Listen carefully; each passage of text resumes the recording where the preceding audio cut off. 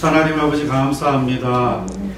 저희들을 또한 이 자리로 불러주시고 하나님의 말씀 또 나누는 시간 가지게 해주시니 감사합니다. 아멘. 그동안 이집트 선교하는 과정에서 주님께서 함께 하셔서 안전하게 지켜주시고 또한 그곳에 복음을 전하게 해주시고 그곳에 어둠의 세력을 물리치게 해주시고 그리고 무사히 돌아오게 해주신 하나님을 찬양합니다. 하나님 그곳에 뿌려진 복음의 모든 씨앗들이 살아서 역사하셔서 그곳 이집트 지역을 주님의 땅, 주님의 나라가 되게 해주시옵소서. 하나님 또한 이 순교를 마치고 돌아오신 모든 이들을 하나님께서 영육간에 더욱더 강건케 해주시고 주님의 일꾼으로 또 크게 사용하여 주시옵소서. 하나님 오늘 이 자리에 주님께서 함께하여 주시고 주님께서 저희들을 감동하시고 말씀을 주시고 주님이 저희들을 인도하여 주시기를 원합니다. 아멘. 또한 목사님의 입술을 통해서 주님께서 하시고자 하는 말씀 저희들에게 들려주시옵소서. 감사드리며 예수님의 이름으로 기도드립니다. 아멘. 저희가 예전에 어떤 한 교회를 방문하게 됐어요. 네. 두 팀이 각자 6교회를 이렇게 가서 집회를 했거든요. 근데 한 교회가 그 사정이 사모님이 뭘 하시다가 화상을 입은 거예요. 근데 되게 오래전 이야기 같아요. 흉터가 완전히 다 아물었고 그 흉터조차도 꽤 시간이 지난 흉터예요. 근데도 문제는 사모님이 억압이 돼가지고 사회활동을 못하는 거예요. 교회를 돌아보지 못하는 그 집에서 사택에서 문 밖에 나가지를 않으시는 거예요. 그러니까 이제 억압되신 상태겠죠. 많은 교제할 시간도 없고 뭐 그 정도 상황만 알고 소리도 크게 나오고 점점 나와요. 어느 시점에 가니까 눈물 흘리면서 시기는 거예요. 그리고 마지막에는 우리가 예수 내 구주 부르는 시간이 있었어요. 예수 내 구주 부르는 시간에 제가 이제 이렇게 세웠어요. 이렇게 세워서 같이 하자고. 굉장히 긴 시간을 예수 내 구주 부르거든요. 같이 그 좁은 거실에서 같이 막 뛰면서 춤추면서 그냥 얼마나 충만했는지 몰라요. 정말 하나님의 그 기뻐하심이 우리한테 막 임하는 거예요. 울면서 예수 내 구주를 막 목이 터져라 외치면서 하시는 거예요. 그러고 난 뒤에 이제 저는 이제 이겼다, 승리했다 이제 이래가지고 마지막 타임에는 이제 같이 설교자하고 같이 눈을 마주치면서 우리가 마지막에는 이제 했죠. 그냥 했는데 그리고 이제 우리 팀들이 올라와서 축사하니까 뭐 금방 나가죠. 그냥 먼지 떨어지듯이 그냥 떨어져 나가버리는 거죠. 그렇게 대선리를 했는데 그러니까 나는 이 사모님 한 분을 자유케 하신 게 아니라 그 교회 전체를 자유케 하셨다고 저는 보거든요.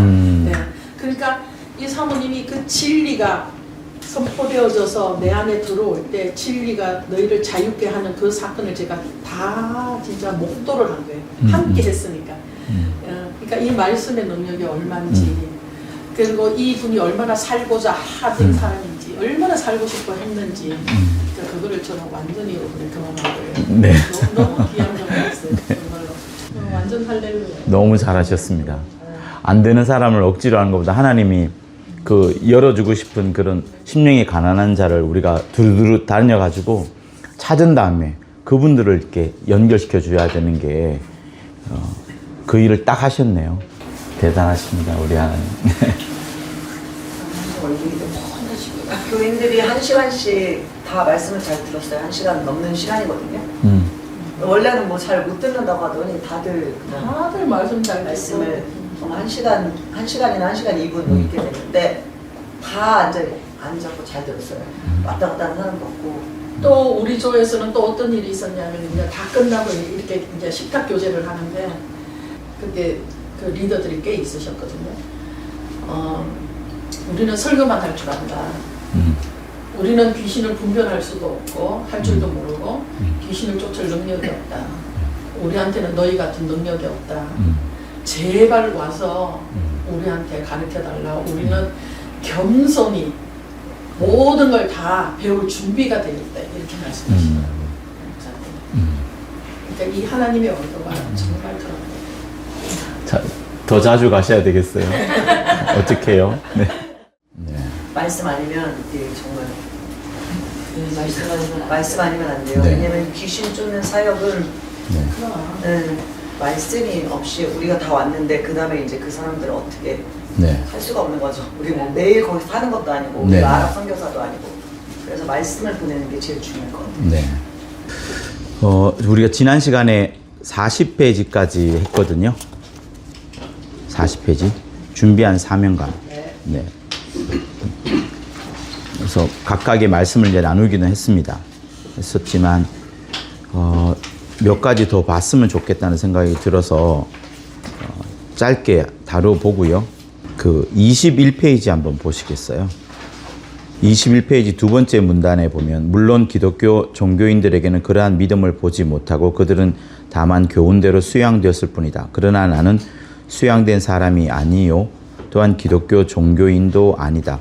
오직 예수 그리스도를 나의 주님으로 믿고 순종하는 사람이다. 또한 성경에 나타난 인간론에 대해서는 그 진실성과 참된 지식의 근원을 깨닫고 있기에 이에 확신을 가지고 증언하는 것이다. 거기에 나오는 여섯째 줄에 나오는 성경에 나온 인간론, 네. 성경에 나타난 인간론에 대해서 이 책 전체는 말하고 있어요. 그래서 성경에 나타난 인간을 이 책은 여자라는 단어로 계속 집중을 합니다. 그 여자는 결국 예수님을 받아들이고 예수님을 모시고 또 예수님의 말씀에도 순종하는 그런 인간으로 그림을 그리고 있어요. 그래서 이 책이 제목은 인자와 여자이지만 성경에 나타난 인간은 무엇인가, 어떻게 해야 되는가, 무엇을 해야 되는가 라는 부분을 이 책은 계속 그려나가고 있습니다. 그래서 그 부분을 갖고 꼭 봐주시면 좋겠고 23페이지 맨 아랫줄도 한번 보시겠어요? 맨 아랫줄 두째 줄 보시면 이 책이 풀어야 할 열쇠가 중요하니 인간의 육체는 흙에서 나왔거니와 인간의 영은 어디에서 어떻게 나타나며 어떻게 유전되는가를 밝히고자 한다. 그러니까 육체를 지금 다루려고 하는 것이 아닙니다. 물론 육체가 우리 눈에 가시적으로 보이기 때문에 중요합니다. 그렇지만 우리는 이 책에서만큼은 육체라는 부분을 넘어서서 보이지 않는 인간의 영이 어디에서 어떻게 나타나며 또 어떻게 유전되는가를 그거를 설명하려고 하는 책이에요. 그래서 철저히 영적인 부분을 다루려고 한다라는 부분을 여러분 꼭 방점을 찍고서 읽어주시면 감사하겠습니다. 자, 그리고 37쪽 한번 보시겠어요? 37쪽 밑에서 여섯째 줄. 네, 창세기 처음 부분에 나타난 계시와 계시록에 나타난 이 계시에서도 확신하듯이, 그러니까 창세기에 나타난 계시, 창세기에 나타나는 가장 큰 계시는 창세기 3장에 나오는 여자의 후손이 뱀의 머리를 짓밟아 버린다는 그 계시가 언젠가는 이루어집니다. 그러나 창세기 속에서, 구약 속에서는 결코 이루어진 바가 없어요. 그리고 주님이 오셨어도 창세기 3장에 나오는 부분이 이루어졌는지 않는지도 전혀 몰랐습니다. 그러나 계시록 12장을 보면서 그리고 계시록 12장이 쓰여지면서 창세기 3장과 계시록 12장이 거의 짝을 이루는 그런 부분들이 등장을 하게 됩니다. 그러면서 이 성경책이 일관되게 여자의 후손, 곧 아버지 품 안에서 나오신 예수께서 죽으심을 통하여서 마귀의 머리를 짓밟아 버리고 그리고 마침내는 승리하셔서 하나님 우편 보좌에 앉으시는 그런 장면을 똑같이 그려나가고 있습니다. 그래서 창세기 구약만 본 사람들이 신약을 못 보고서는 아무것도 되지 않지만 마침내 구약에 약속된 그 부분이 예수 오시고 예수 가시고 성령을 보내주시면서 이 사도 요한이 그 영감으로 창세기 3장에 나타난 그 계시가 완벽하게 이루어졌구나 하면서 요한계시록을 다시 쓰게 된 겁니다. 그 요한계시록을 쓰게 된 것은 요한이 복음서를 쓰던 것처럼 그렇게 쓴 게 아니라 말 그대로 하나님의 엄청난 영감으로 거의 받아 쓴 거나 마찬가지인 겁니다. 그래서 우리가 확인해야 되는 것은 뭐냐? 성경은 영적인 책이요. 우리 신앙은 영적인 전쟁이다. 요 부분을 또다시 한번 강조를 하고 싶습니다. 네. 그리고 들어가는 말부터 이제 읽도록 하겠습니다. 네, 핵심 문장 2번씩 읽도록 하겠습니다. 오직 하나님께로서 나오신 생명의 말씀만을 내 마음과 내 영혼 속에 영접하는 것이다. 오직 하나님께로서 나오신 생명의 말씀만을 내 마음과 내 영혼 속에 영접하는 것이다. 심지어 그 말씀이 육신이 되어 우리 가운데 오셔서 그 말씀과 생애를 일치시킴으로써 확증하셨을 뿐 아니라 심지어 그 말씀이 육신이 되어 우리 가운데 오셔서 그 말씀과 생애를 일치시킴으로써 확증하셨을 뿐 아니라 제자들은 자기의 생명을 담보로 하여 예수의 증인이 되었다. 제자들은 자기의 생명을 담보로 하여 예수의 증인이 되었다. 그토록 그 진실한 사실에 목숨을 내놓고 예수의 증인이 되었는지를 그토록 그 진실한 사실에 목숨을 내놓고 예수의 증인이 되었는지를 존재하는 실상을 의심치 않고 그 믿는 바를 확고히 하게 하려는 것이다. 존재하는 실상을 의심치 않고 그 믿는 바를 확고히 하게 하려는 것이다. 필자는 이러한 사실에 대하여 성령의 힘으로 나타내기 위하여 만 3년간을 매일 이를 위하여 기도했으며 지난 반세기 동안 이때를 기다려왔다. 필자는 이러한 사실에 대하여 성령의 힘으로 나타내기 위하여 만 3년간을 매일 이를 위하여 기도했으며 지난 반세기 동안 이때를 기다려왔다. 예, 제가 먼저 나누도록 하겠습니다. 먼저 지금 금방 들어가는 말을 읽었는데 읽고 나니까 제 마음이 뜨거워지는 걸 느껴요. 그 이유가 뭐냐 하면 이게 이 내용이 말씀하신 것처럼 특별한 내용도 아니고 우리가 아는 내용이에요. 하지만 이걸 읽으면서 느낀 게 이 필자, 이 목사님이 가지고 있는 믿음이 하나님과 그리고 예수님, 성령, 그리고 이 성경이 하나님의 말씀이라는 거, 이런 것이 정말로 확신에 차서 우리에게 이걸 전달하는 과정에서 우리가 함께 뜨거워지는 것 같고, 와, 진짜 이게 하나님의 말씀이 진짜 더 느껴지는 것 같고요. 특히 이 말씀 중에 사울에 대한 말씀이 잠깐 나와요. 그동안에 믿는 자들을 체포하고 박해하고 했던 사람이 회심해서 돌아온 그 내용이 잠깐 나왔는데, 그 내용이 이게 하나의 화면처럼 보여지면서, 야, 이런 사울이었는데 진짜 회심해서 돌아왔는 게 그게 더 실감나게 느껴지기 시작한 거예요. 그러면서 생각한 게 지금 복음을 전하면서 하고 있는데 그럼에도 불구하고 무시하고 하는 사람들이 많단 말이에요. 근데 그런 사람들이 왠지 돌아올 것 같은 느낌. 오히려 그들이 더 열심으로 전도하는 삶을 살 것 같은 느낌이 현시화되어 느껴지는 것 같다. 그런 마음이 들었습니다. 네. 우리 목사님 원래 말씀하기를 안 좋아해요. 네. 나타내기를 싫어하고 뒤로 이렇게 숨는 스타일인데 여기 와서는 제일 먼저 말씀하시고 우리 본인이 가지고 있는 신앙과 많이 같은 거예요. 그래서 대변해 주라고 그랬습니다. 그러니까 얘기하고 싶어요. 사모님도 한마디 하시죠. 마이크 옆에 있습니다.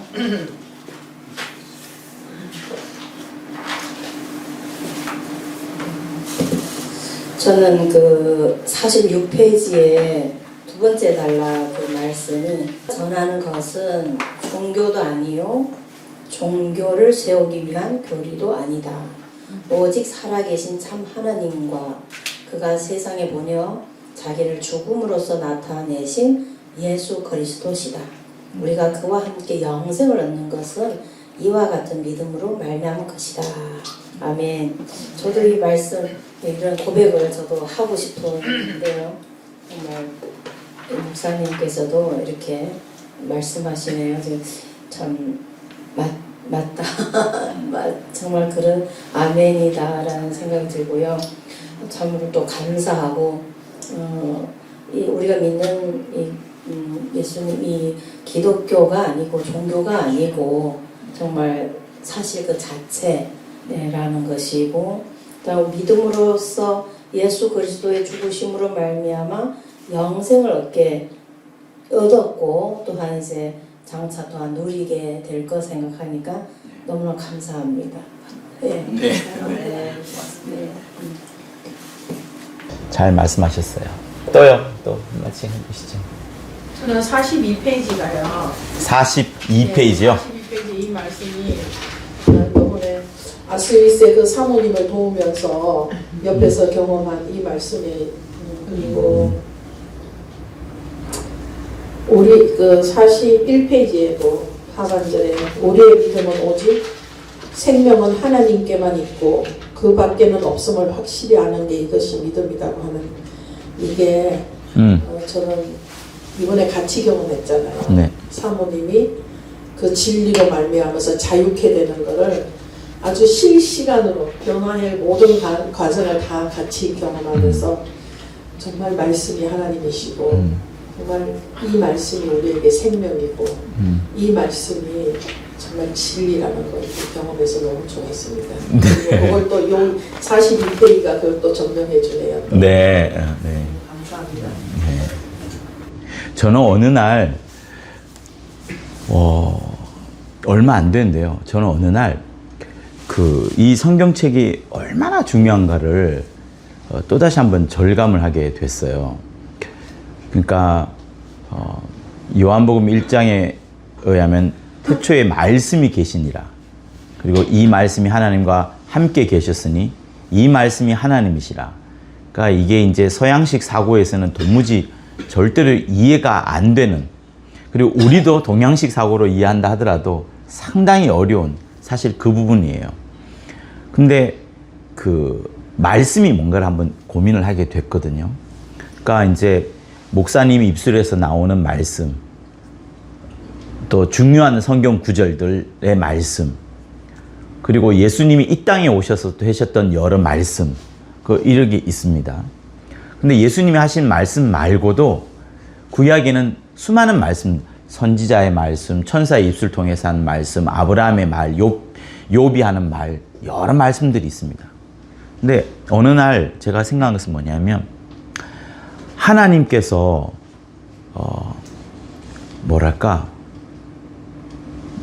선지자와 예수와 또 욥과 심지어 당나귀를 통해서라도 이 세상에 당신을 완벽하게 드러내야 되는데, 드러낼 수 있는 방법이 예수 이외에는 없잖아요. 없지만 예수를 예수님이 하신 말씀 더 말고도, 예수님이 2000년 전에 이 땅에 오셔서 하신 말씀 말고도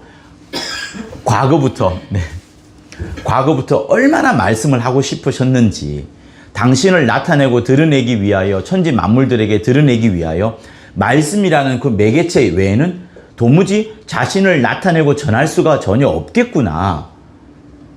그러니까 이 성경에 있는 말씀 그 자체가 아예 하나님인 것처럼 매우 귀중한 말씀이, 엄청 중요한 말씀이 실제로 이렇게 인쇄되어 버린 그 사실들을 저 안에 굉장히 다가오더라고요. 그러다 보니 어떻게 되냐 생각하냐면, 예수님께서도 늘 말씀하시기를 내가 하는 말이 내 말이 아니고 내 자의로 이른 말이 아니라 그가 친히 이룰 것과 말씀하실 것을 명령하여 주셨다 하시면서, 예수님은 자기 말 하나도 하지 않고 말 그대로 보이지 않은 어떤 그분이 예수님의 입술을 열어가지고 최대한, 특히 예수 통해서는 가장 중요한 말씀을 막 쏟아내시는 하나님 아버지께서, 아바께서 막 최고로 중요한 말씀을, 그동안에는 선지자 여러 사람들을 통해서 말씀했지만 예수 통해서는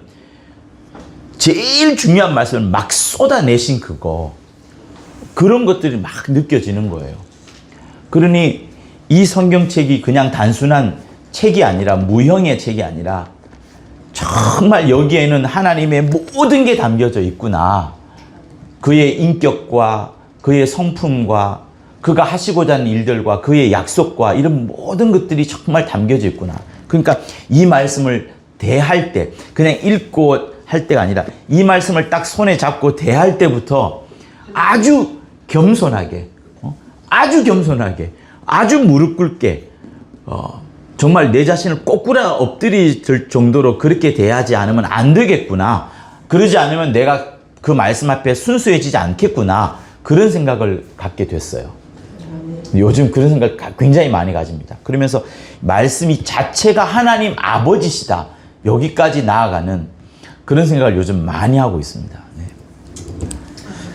네, 또 말씀들 해보시죠. 네. 저도 42페이지 우리의 믿음은 태초 이전부터 살아계신 하나님과 함께 계신 그 말씀이 내 영혼에 임해야 내 영혼이 살고 생명이 이루는 줄 알고 오직 그 말씀에 깊은 관심과 사랑을 두고 내 목숨을 다하는 것이다. 네. 이것이 저에게 다시 한번 더 새겨지고요. 네. 저희 공동체가 지향하는 바는 바로 말씀이 하나님이시다. 말씀은 태초부터 계신 하나님이시며 하나님과 함께 계신 하나님이시다. 그래서 저희가 이 말씀을 굉장히 더 사모하고 사랑하고, 근데 제가 이번에 갔다 와서 제가 기도하기 시작한 것은 제가 말씀을 진리를 더 알아야지만 하나님을 아는 거잖아요. 말씀이 하나님이시니까 내가 말씀을 어느 정도 내가 영혼에서 깨닫느냐. 물론 지식으로 다 알고 무슨 내용인지 알아. 무슨 뭘 말하면 다 알아. 그리고 어떻게 해결해야 될지도 알아. 그렇지만 그거를 성령으로 내 영혼에 얼마나 내가 받아들이고 체험하느냐에 따라서 내가 하나님을 아는 거잖아요. 그러니까 내가 성경을 읽으면서 정말 하나님을 아는 것보다 자꾸 나에게 유리한 그런 거를 자꾸 보게 되는 거예요. 나도 모르게 더 하나님의 사정적으로 보려면 정말 나의 모든 육의 속성을 더 꺾어야지만 더 이렇게 갈 수 있다라는 생각이 들어요. 한마디로 말해서 예를 들면 금식하면 성경 잘 읽혀지잖아요.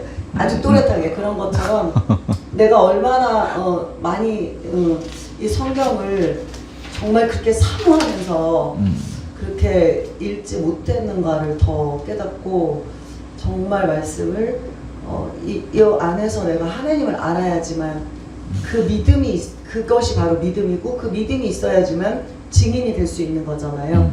그래서 이번에 제가 이런 42페이지 보면서 또 생각했는데, 정말 이 성경 말씀을 더 소중하고 관심을 가지고 사랑을 가지고 더 읽고 깨닫고 더 구해야 되겠다, 이렇게 생각했습니다. 네. 그러니까 이제 올가 선교사님이 아까 처음 시작할 때 간증을 이제 하셨는데, 그 말씀을 이제 계속 시인하게끔, 그러니까 말씀을 그도 그 입술을 버려서 말할 수 있도록 하는 걸 계속 그 요청하셨잖아요, 사모님한테. 네, 그게 진짜 중요합니다. 저도 주일 설교 준비 이런 거를 할 때 결국은 제일 빠져들어가는 것이 뭐냐면 말씀을 계속 반복해서 저도 읊조리는 거거든요. 특히 요한복음 같은 경우에는 거의 그대로 암송하다시피, 암송보다 더 깊이 들어간다고 해야 되죠. 나 자신에게 막 읽어줘야 되니까. 그리고 그것들이 설교 단상에서 그냥 툭툭툭 막 강하게 튀어나와야지 성도들에게 이게 박혀 들어가는 거거든요. 근데 어떤 때는 또 그렇습니다. 우리가 너무 초등학교식 방법인 같지만, 읽어라. 너 직접 읽어라. 큰 소리를 읽어라. 그것이 네 것이 되도록 막 읽어라. 네 영혼에 박히도록 읽어라. 이런 것들을 우리가 계속해서 하나의 방법을 제시해 주면서 그 자신도, 당사자 그 자신도 하나님의 말씀을 친히 읽고 그 속에 들어가게 해야 되는 것이 매우 필요하다는 거. 그거를 이제 잘 말씀해 주셨어요. 그러니까 자라나는 다음 세대, 미래 세대 아이들, 청년들 아이에게도 우리는 이미 그 과정을 다 겪고 왔는데 어느덧 그런 방법을 잊어버리면서 아이들에게 그런 것을 가르쳐 주지 않는 부분들을 요즘 저는 많이 생각을 하거든요. 내가 알고 있으니까 나 스스로의 창조자의 늪에 빠졌어요. 인간이라는 창조의 늪에 빠져서 내가 아니까 저들도 알겠지라는 생각을 하면서 그 쉬운 방법, 간단한 방법을 잊어버리는 그런 것들을 요즘 이러면 안 되겠다. 말씀 속으로 더 들어갈 수 있도록 해줘야 되겠다. 그런 생각을 많이 가져봅니다. 저는 다 말씀하셨지만 시편에 보면은 금과 은보다도 하나님의 말씀을 정말 경외하면서 그런 자가 하나님의 말씀이 달다는 말씀이 있거든요.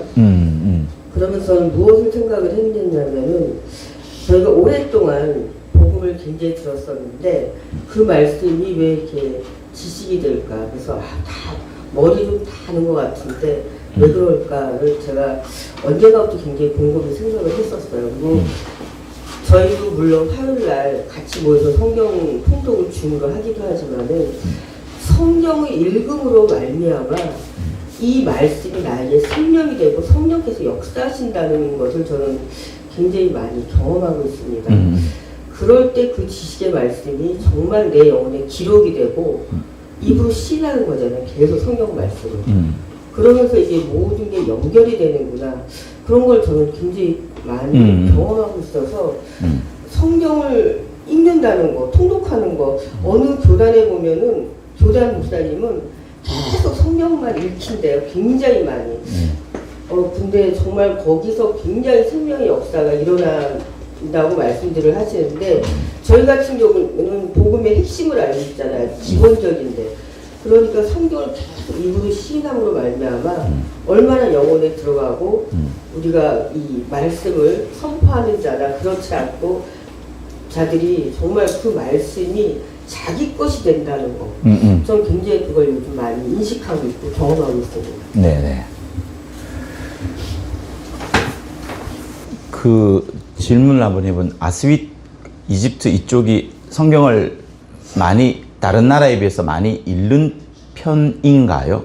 그렇지 않죠? 아닌 것 같습니다. 특히 신약을 거의 아닌 신약을 많이 그래서 네. 마이크 대고 한번 얘기해 주세요. 아닌 것 같다고. 그 지난번에 한번 그 이야기를 한번 하셨죠? 아닌 것 같고요. 네. 읽더라도 구약이 많이 중심이 좀 시편을 많이 삼고 구약 중심의 약간 통독이라고 그럴까? 약간 그런 것이 좀 느껴지고요. 목사님들 만날 때도 그렇고. 네. 좀 그렇습니다. 그리고 저희가 가보면 정말 여기는 진짜 말씀이 전해져야 된다. 진리의 말씀이 정말 너무 필요한 곳이다라는 거를 정말 다들 느낄 수가 있어요. 네. 그러니까 당장은 그분들이 힘들고 병에 걸리고 그래서 그렇게 해방이 돼야 되긴 하지만 이 말씀이 정말 생명이기 때문에 그분들의 영혼에 저희들이 말씀을 정말 공급해 주러 갔다는 게 너무 감사하고 또 그분들이 결국은 말씀을 깨닫고 예수를 알아야 이것이 되는 거잖아요. 그래서 이번에도 그 말씀이 얼마나 중요한가. 말씀이 정말 생명이고 이들을 살리고 말씀이 고치고 말씀이 회복시키고 치료하시고 다 한다. 그런 거를 정말 저희 또 순종하면서 많이 체험을 했어요. 그리고 저는 이제 제가 개인적으로 또 느끼는 것은 정말 말씀 안에만 있어야 된다는 거예요. 말씀 안에만. 그러니까 제 개인적인 간증도 내가 말씀 안에만 있으려고 몸부림을 쳐야 된다는 거를 많이 느꼈어요. 그러니까 말씀에서 조금이라도 벗어나거나 말씀에서 뭐 조금을 뭔가를 붙이거나 조금을 뭘 뺀다거나 내가 뭐 약간 좀 이렇게 성령께서 이렇게 하고자 하시는데 딱 응하지 못할 때 그렇지 못할 때 나에게서 생명이 이게 막 제한? 그렇게 되는 거를 느끼고 그래서 말씀 안에만 생명이 있고 또 평안이 있고 또 능력을 받을 수가 있고 또 순종할 수 있고 하여튼 그 안에 다 있다는 거를 참 많이 또 이번에 가르쳐 주셨어요. 그래서 말씀 앞에 얼마나 겸손해야 되는지 말씀 앞에 정말 하나님이 내 앞에 서신 것처럼 얼마나 겸손하고 정말 어떻게 꼬꾸라져야 되는지 다시 한번 또 가르쳐 주셨고 네. 배우게 하셨고 채찍질 해주셨어요. 네. 네, 그래서 그 부분이 저희는 개인적인 또 간증이고 예. 또 감사이기도 합니다. 네. 아스위시 그렇다면 카이로도 비슷하겠네요. 가이로 더하죠. 아, 더해요? 어떤 정도냐면 더하다고? 예를 들어서 이제 말씀을 순수하게 이 말씀을 훤히 들여다 보면은 이제 하나님을 더 훤히 보게 되는 거잖아요. 그러면 이제 하나님의 뜻을 알게 되는 거죠. 우리 인간의 뜻이 아니라. 그러면 이제 믿음이 생기는 거잖아요. 보이니까. 네. 그런데 어떻게 하냐면 우리가 지금 어떤 사역을 지금 하러 가. 그럼 이 사역에 맞는 딱 이 사역을 하는데 거기에 용기를 줄 만한 말씀을 딱 어떻게 찾아요. 그래서 그 말씀을 선포해요. 근데 뭐 그것도 나쁘진 않은데 꼭 그 약간 그런 패턴이 약간 있는 것 같아요. 그러니까 뭐 이렇게 갈 때 이제 본인들이 받은 어떤 그 사명 있잖아요. 이집션들이 받은 사명을 북돋아 주면서 우리가 가는 길에 대해서 용기를 줄 수 있는 말을 이렇게 좀 맞춘다고 할까? 약간 좀 그런 식으로 약간 성경을 보는 일이 없지 않아 있는 것 같아요. 물론 우리가 접한 이집션들이 소수이긴 하지만 그리고 뭐 성령으로 충만한 우리 이집트에 살고 있는 다른 그 수단 목사님도 보면은 네. 말씀에 대해서는 좀 그렇게 많이 좀 약하시다 약간 그런 생각을 네. 좀 들었어요. 그러니까 구약에 있는 예언을 자꾸 이렇게 맞춰서 이게 우리한테 자꾸 맞추려고 하는 네. 예언을 가지고 예수님을 만나는 게 아니라 네. 그런 모습이 있어요. 네. 저가 지금 제 자신을 또 보게 된 게 지금 아까 얘기하시니까요. 여기 이제 줄을 치잖아요. 지금 읽으면서.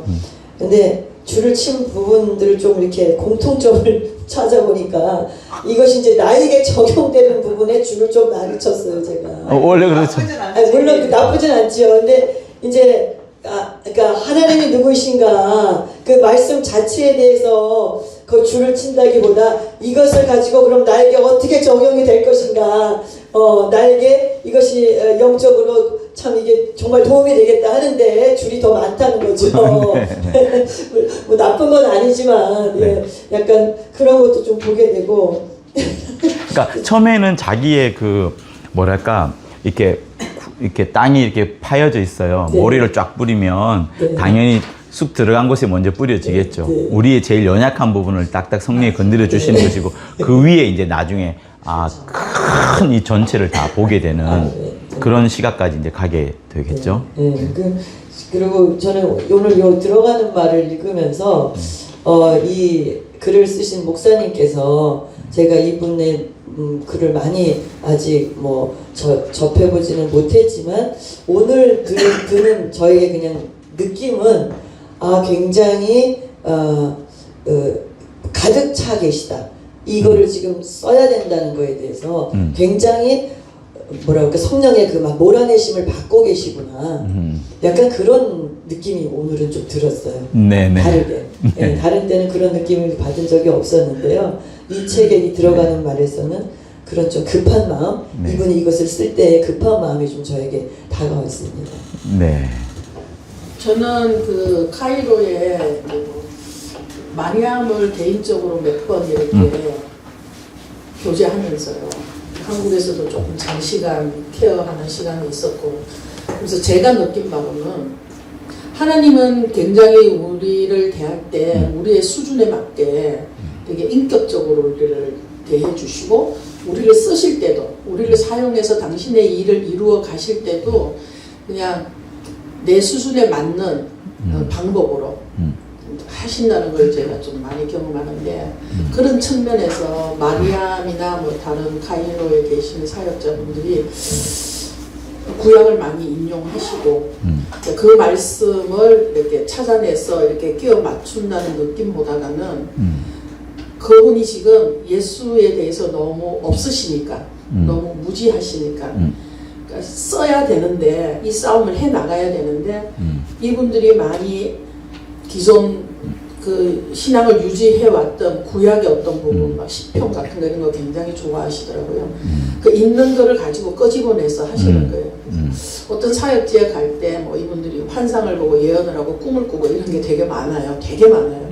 근데 그게 자기가 그걸 찾아냈다는 게 아니라 가진 게 그거니까 하나님이 그걸 끄집어내서 용기 주시고 비전 주시고 그렇게 하시는구나 저는 그렇게 생각했어요. 근데 이제는 또 다른 시즌이잖아요. 예, 전쟁을 치러야 되는 시즌이잖아요. 근데 이분이 이 시즌에 실력을 이제 업그레이드 해야 되는 거예요. 근데 업그레이드를 못하고 거기에 머물러 있는 거예요. 계속. 그러니까 예수로 충만해야지 이분이 사명을 감당할 수 있는 거예요. 더 예수를 경험하고 정말 그 왕의 권세를 받은 권세자가 돼야 되는 거예요. 그러니까 이분의 입에서 나오는 말이 권세자의 말이 돼야 되는 거예요. 왕의 말이 돼야 되는 거예요. 그래야 전쟁을 치를 수 있는 능력을 갖추는 거예요. 그래서 우리로 하여금 그들에게 그 능력을 갖출 수 있도록 도와라. 그 사명인가 보다 저는 그렇게 이제 받은 거예요. 그러니까 그분들은 예수가 너무 약해. 너무 예수 믿는데 몰라요. 예수를 너무 몰라요. 예. 구약의 여호와만 가지고 있는 거예요. 아직도. 그래서 그게 참 안타깝고. 근데 나름 계속 그분도 성령의 인도를 받아요. 영향 받는 거예요. 네. 작은 미천이지만 그 미천을 하나님이 최대한 끄집어내서 그 사람들을 쓰고 계시는 거예요. 그러니까 예수 믿고 성령 받았지만 그 내 안에서 들어와 있는 말씀이 예수님의 말씀이 전혀 없으면 성령의 역사하기가 매우 건조한 겁니다. 너무 습도가 없으면은 온도가 이게 안 되는 그것처럼 힘이 없어요. 제가 목도했거든요. 저 안산에 머물고 있을 때 제발 도와달라고 연락이 와서 새벽에 갔어요. 죽었어요 거의. 공격을 받아서 죽었어요. 거의 죽었다고 표현해야 돼요. 그런 상황이에요. 근데 예수 이름으로 더러운 신의 장치 떠다 그러니까 막 발작을 하는 거예요. 너무너무 괴로워서. 뭐 그 정도에 그러니까 너무 건조한 거예요. 너무 말씀이 없고 너무 예수가 없는 거예요. 너무 예수를 없다는 표현보다가 모르는 거예요. 그게 안타깝다. 누가 몇 분 더 말씀하실래요? 제가 말하면 시간이 많이 길어질 것 같아서 그럼 다음 시간에 하고 장로님. 예, 저는 이분이 이 저자께서 확신을 가지고 어떤 믿는 바를 확고하게 하려는 어떤 목적으로 이 글을 쓰신다는 말씀을 보면서 저의 그 사회생활이 잠깐 생각이 났습니다. 제일 마지막인데 확신도 없는 일에 억지로 신념을 가지고 자기의 운명을 맡기는 따위에 어리석은 사업가들이 하는 일입니다. 사실은 이제 사업가들이 제가 이제 만든 회사가 또 하나가 상장을 준비하고 있어요. 상장을 준비해서 지난 월요일날 하고 있거든요. 그래서 여기 보면서 내 얘기가 여기 나오는구나 이런 생각이 들었습니다. 그러니까 사실 맞아요. 그게 이제 세상 일은 아무리 좋은 일도 이게 여론이라고 해야 되나? 사람이 따라와 주지 않으면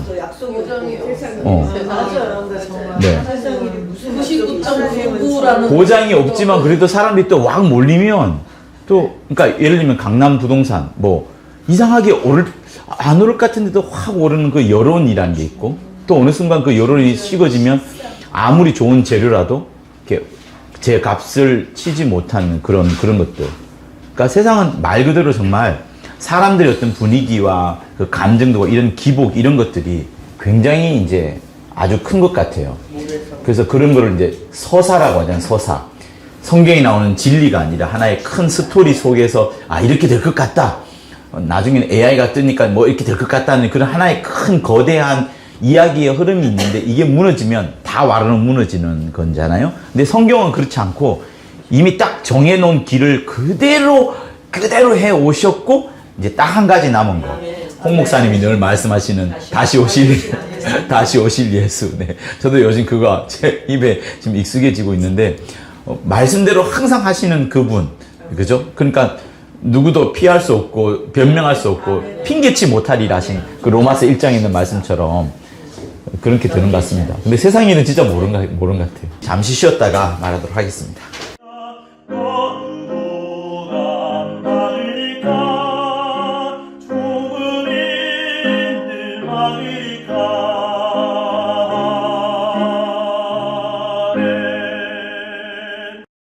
그 성경에 보면 예수께서 이제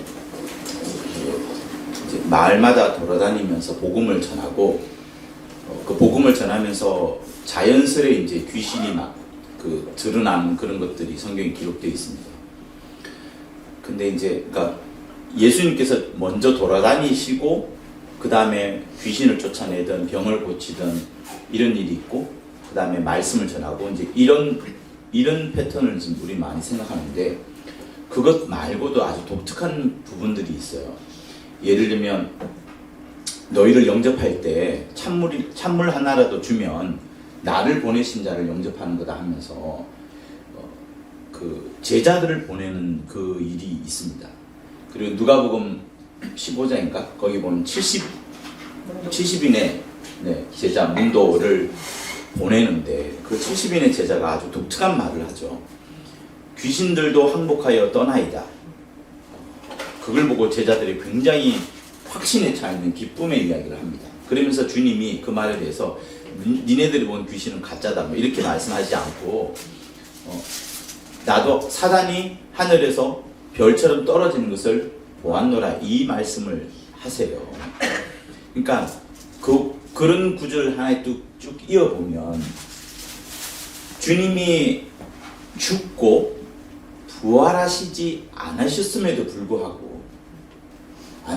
불구하고 심지어 주님이 직접 간 것도 아님에도 불구하고 엘리야와 엘리사처럼 본인들이 가서 막 행사를 한 것도 아니고 제자들이 먼저 가는 거예요. 제자들이 이 골 저 골마다 먼저 갑니다. 근데 또 이런 말도 있죠. 혹시 너네들 안 받아들이면 신발을 발에 재를 떨어버려라. 가지 마라. 이렇게 하면서 영접하는 곳에만 가라. 이렇게 하면 제자들이 막 갑니다. 근데 제자들이 도대체 무엇을 어떻게 했길래 제자들이 무엇을 전도했길래 그 귀신이 막 분리되고 떠나가고 뭐 예수님만큼의 큰 능력이 막 나타난 건 아니지만 그래도 자기들이 하고 있는 일에 대한 어떤 확신을 가지고 기쁨을 누렸다는 그런 부분들을 여러분 혹시 왜 그랬는지 한번 생각해 보신 적이 있으세요? 주님이 아직 죽고 부활하지 않으셨어요. 우리는 주님의 부활이라는 것을 보았고 알기 때문에 거기다가 성령까지 받았기 때문에 뭐 큰 확신이 우리한테 있는 건데 예수님 당시의 제자들은 그런 게 없단 말이죠. 12제자면 또 모를까? 함께 먹고 마시고 자면서 예수님이 하는 모든 것을 배웠을 테니까. 그러나 70인의 제자는 또 아니란 말이에요. 근데 70인의 제자는 도대체 무엇을 했길래 어떻게 했길래 그들은 무엇을 전도했길래 또 뭘 진짜 전했을까? 그들은 뭘 전했을까요? 그런 거 한번 생각해 보신 적이 있으세요? 그러니까 저는 지금 비교하는 게 우리는 지금 나가서 전도할 때 여러분이 아스윗이나 카이로 가서 전도할 때 예수라는 걸 확실히 안단 말이죠. 그분이 죽으시고 부활하시는 것까지 알고 갑니다. 성령도 있고 이 성경책도 있고 말씀도 있어요. 그러나 당시 제자들은 기껏 가진 성경이 이어봐야 구약 성경일 거고 근데 예수님이 구약 성경에 대한 어떤 말씀을 한 것도 사실은 아니에요. 제자들을 보낼 때. 뭐라고 하면서 보내셨죠? 내 이름으로 가라고 그랬죠. 그것도 있고 회개하라 천국이 가까웠다. 주로 그 말씀입니다. 회개하라 천국이 가까웠다. 그 말씀을 하시는 거예요. 하시면서 복음을 전하지 않았을까요? 하나님 나라에 대해서 예수님한테 배웠으니까. 근데 예수님이 하나님이신 건 그 당시에 그들이 몰랐어요. 몰랐죠. 그러니까 마이크 대고 하십시오. 네. 하나님 나라에 대해서 예수님이 가르치셨잖아요. 하나님 나라? 그 하나님의 나라는 어떤 하나님의 나라죠? 예수님. 그러니까 예수님이 이제 예수님이 하나님이신 건 안 가르쳤다. 예수님이 하나님이신 건 안 가르쳤다. 예수님은 충분히 말씀을 했을 거예요. 네. 천국에 대해서. 그러니까 주님이 이 땅에서 가장 많이 말씀하신 것은 하나님의 나라는 맞아요. 그렇죠. 네. 이 땅에 계실 때 하나님의 나라가 맞습니다. 네. 그러나 그 하나님의 나라가 그 유대인들이 그동안에 생각하고 있던 하나님의 나라에 대한 그 인식을 일단 깨뜨리는 거예요. 왜냐하면 유대인은 근본적으로 다윗 같은 이가 와서 로마의 압제로부터 자기를 벗겨내고 과거에 같은 그 부귀와 영광스러운 그 시대가 도래할 것이다. 그걸로 충만했던 사람들입니다. 네. 그걸로. 그런데 주님이 오셔서 하나님의 나라에 대해서 말씀을 했지만 계속 하늘 이야기했을 것이고 눈에 안 보이는 세계를 이야기했을 겁니다만 우리처럼 큰 확신으로 다가오지 않았을 거고 우리처럼 진짜 하나님의 나라, 천국이 보여지지 않았을 거예요. 그렇지 않나요? 과연 그걸 다 보고 있을까요? 부활에 대해서도 가르쳤을 텐데요. 하나님 나라 제자들이 70인 예수님이 그 제자들한테 예, 부활에 대해서도 부활 소망, 하늘 소망을 다 가르치셨을 거라고요. 그러니까 덜어 알고 있는 걸 가서 전하지 않았을까요? 네네. 이 땅이 다가 아니다. 우리는 죽어도 산다. 우리는 하늘나라에 속해 있다. 이걸 가르치지 않았을까요? 네네. 우리의 소망은 저 하늘나라다. 여기 보면 누가복음에 하나님 나라가 너에게 가까이 왔다 하라. 네. 이렇게 나와 있고 네. 하나님 나라가 가까이 온 줄 알리라. 그러니까 하나님 나라가 가까이 왔다 이걸만 저는 어떻게 해요? 그렇게만 해도 막 귀신 떠나가고. 그러니까 하늘나라의 소망을 가르쳤을 거라고요. 하나님의 나라가 가까이 왔다. 그러니까 예수님이 아직 부활 성천 안 하셨으니까 하나님 나라가 진짜 나라가 있다는 거는 가르치셨을 거 아니에요, 제자들한테. 네. 그러니까 이 땅의 소망이 다가 아니다. 네. 주님이 일관되게 가르치신 부분은 그러니까 그동안의 구약적 사고 아래에 있던 사람들이 계속 이 땅에서의 어떤 그 회복, 이 땅에서의 하나님의 오심으로 인해서 이 땅에 어떤 뭔가가 이루어지는 그거를 생각했지만 주님은 그게 아니라 계속 하늘나라를 계속 이야기했죠. 그러면서 죽는다는 것까지 이야기를 했을 때 사람 제자들이 그건 아니죠. 그건 안 된다. 절대 죽으시면 안 됩니다. 그러니까 모든 희망을 다 예수님에게 지금 완전 내리꽂고 있어요. 네. 예수님이 예루살렘에 들어가면 아니 거라사에서도 이렇게 귀신이 많이 쫓아내고 갈릴리에서도 이랬었고 가는 곳곳마다 지금 이렇게 난리가 나는데 이분이 예루살렘에 들어가면 이제 진짜 끝난 거 아니냐. 그동안에 구약 때부터 약속해 두신 분이 이분이다. 그런데 주님이 뭐라고 해요? 나는 죽겠다라고 하시니 이게 완전히 꼬라박는 겁니다. 그러니까 막연하게 하나님의 나라를 생각했지만 하는 거예요. 주님이 말씀하신 그 하나님의 나라가 계속 주님은 하늘 이야기지만 그 하늘이 그려지지가 않는 거죠. 네, 그렇죠. 그랬을 것 같아요. 네. 그러니까 막연하지만 들은 대로 믿는 거죠. 들은 대로 믿고 나간 거죠. 네, 들은 대로 믿고 나가서 전했을 실력도 거예요. 없고 능력도 없지만 그냥 순종해서 나간 거겠죠. 주님의 말씀대로 하나님의 나라가 가까웠느니라 라고 전하라 하면서 제자들이 나가면서 전하는 거예요. 그러니까 하나님의 나라? 그러니까 전도를 받는 그 마을에서 갑자기 너네들 누군데라고 물어볼 거 아니에요. 그거 한번 생각해 보세요. 갑자기 같은 유대인이고 평소에 같은 친했었고 회당에서 이렇게 제쪽 갈릴리에서 온 애들이라는데 갑자기 우리한테 와가지고 하나님의 나라 가까웠다. 천국이 가까웠다. 좋아. 근데 니는 누군데? 라고 물어보지 않았을까요? 너가 뭔데 그런 걸로 말하냐? 혹시 바리새인이세요? 혹시 아니면 사두개인이세요? 아니면 서기관이세요? 라고 했지만 그들은 서기관 출신도 아닙니다. 네. 서기관 출신도 있을 것이겠지만 그들이 주로 드러냈던 것은 본인들이 지켜왔던 바리새인의 그 무엇도 아니에요. 그들은 뭐라고 말했을까요? 그러니까 우리가 카이로에 가면 혹시 어느 선교단체에 가면 우리 JNM이라고 말할 수밖에 없습니다. 네. 자기 정체성이 아예 드러나지 않을 수는 없거든요. 예수가 보내서 왔어 그럴 것 같아요. 네, 그 말이에요. 어디 있어? 예수가 보내서 왔어. 이렇게. 네. 여기 보면은 누가복음 6장에 70인을 내보내면서 하나님의 나라가 가까이 왔다고 이렇게 얘기하면서 그 증거로 예수 이름으로 네, 한번 같이 읽어볼까요? 네네. 귀신을 항복하는 그 권세를 주셨음을 구체적으로 하나님의 나라가 가까웠다는 것을 이들이 증거했기 때문에 그렇지 않았을까? 하나님의 나라가 가까웠는데 뭘로 가까웠는데 이랬을 때 예수 이름의 모든 그 권세와 능력으로 네. 정말 뱀과 정갈을 밟는 권세를 주셨잖아요. 그 능력을 주셨기 때문에 네. 그 증거가 나타났으니까 하나님의 나라가 가까웠다. 그렇게 70인들이 전하지 않았을까요? 그 네. 증거로. 네, 좋습니다. 지금 막 깊이 들어가고 있어요. 지금 결론을 서로 만들어 주시는 것 같아서 너무 감사한데, 우리 누가복음 10장 1절에서부터 24절까지 한번 읽어볼까요? 같이요. 누가복음 10장 우리 1절에서 24절까지 천천히 같이 읽겠습니다. 시작. 이후에 주께서 달리 70인을 세우사 친히 가시려는 각동각처로 둘씩 앞서 보내시며 이르시되 추수할 것은 많되 일꾼이 적으니 그러므로 추수하는 주인에게 청하여 추수할 일꾼들을 보내어 주소서 하라. 갈지어다 내가 너희를 보내니 어린 양을 이리 가운데로 보냄과 같도다. 전대나 주머니나 신을 가지지 말며 길에서 아무에게도 무난하지 말며 어느 집에 들어가든지 먼저 말하되 이 집이 평안할지어다 하라.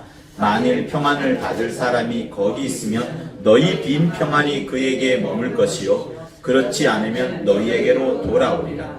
그 집에 유하며 주는 것을 먹고 마시라. 일꾼이 그 싹을 먹는 것이 마땅하니라. 이 집에서 저 집으로 옮기지 말라. 어느 동네에 들어가든지 너희를 영접하거든 너희 앞에 차려놓은 것을 먹고 거기 있는 병자들을 고치고 또 말하기를 하나님의 나라가 너희에게 가까이 왔다 하라. 어느 동네에 들어가든지 너희를 영접지 아니하거든 그 거리로 나와서 말하되 너희 동네에서 우리 발에 묻은 먼지도 너희에게 떨어버리노라. 그러나 하나님의 나라가 가까운 줄 알라 하라. 내가 너희에게 말하니 전날에 소돔이 그 동네보다 견디기 쉬우리라.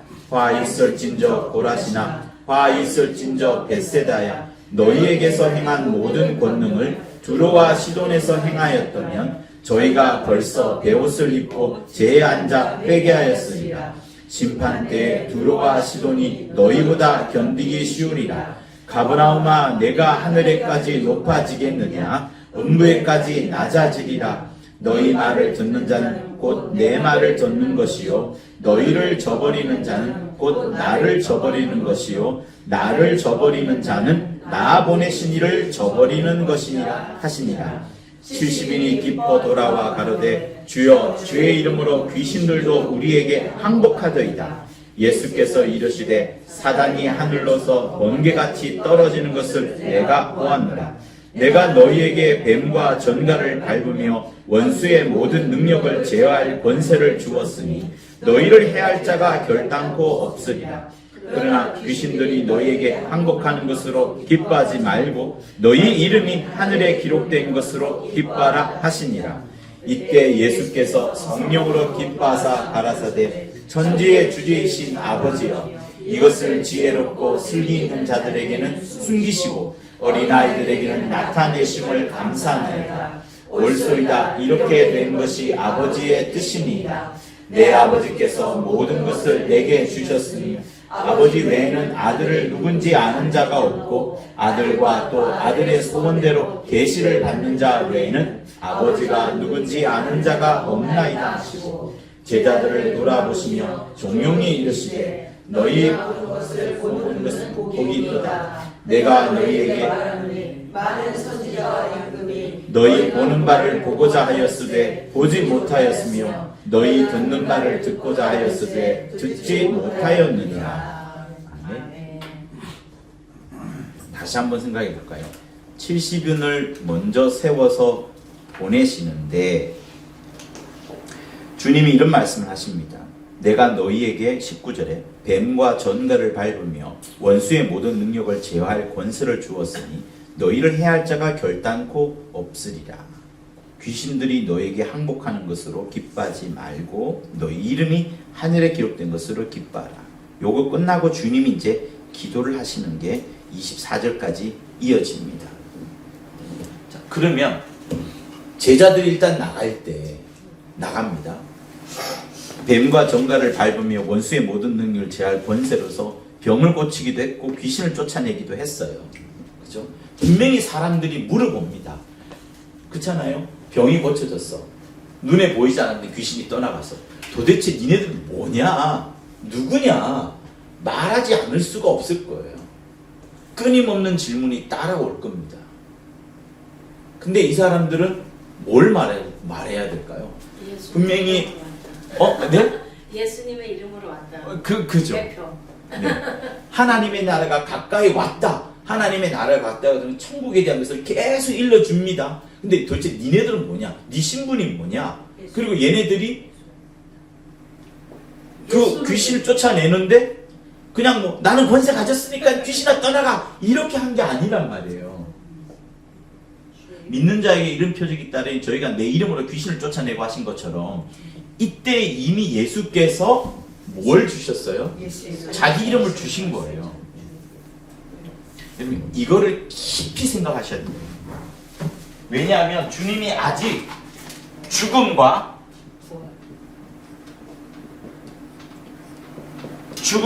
부활이라는 이 엄청난 것을 하지 않으셨어요.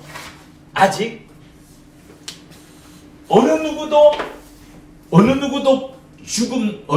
부활한 자가 단 인류상에 단 하나도 없었는데 또 우리 생각할 때 아니 굳이 주님이 하나님의 아들 굳이 죽음까지 가야 되냐? 거의 죽기 전까지만 가도 사실은 엄청난 복수를 할 수 있습니다. 원수를 향하여서 엄청난 복수를 할 수 있어요. 그런데 죽음까지 들어갔다가 하루, 이틀, 사흘 완전히 죽고 그 다음에 부활하십니다. 근데 이거 없이도 죽음과 부활 없이도 이미 제자들이 이 땅에서 귀신을 쫓아내고 더러운 귀신을 박멸하고 뱀과 정갈을 밟으며 원수의 모든 능력을 제할 권세를 이미 갖고 있습니다. 이 70인의 제자 중에 도망간 사람도 있어요. 요한복음 6장에 의하면 많은 제자들이 떠나가니라 라고 6장 66절에 있습니다. 내 살을 받아 먹고 내 피를 마시지 아니하면이라고 하는 그 드라큘라 이야기했을 때 피를 먹여야 되니까 드라큘라보다 더한 거예요. 식인종까지 넘어가는 겁니다. 그 말할 때 많이들 충격받고 떠나가실 정도였습니다. 그러니까 주님은 반드시 죽음과 부활이라는 것을 통해야 되는데 그 전에 이미 제자들이 나가서 전하면서 그냥 전했던 게 아니라 우리 뒤에 누가 올 건데요. 우리 먼저 왔어요. 우리는 예수의 제자예요. 그리고 우리가 지금 행하는 권세, 더러운 뱀과 정갈을 밟는 권세가 예수님이 우리를 보내서 하신 거예요. 그리고 지금 내가 예수 이름으로 이 더러운 귀신아 나와라 하면서 그것들이 보여지게끔 그것이 드러나게끔 하는 겁니다.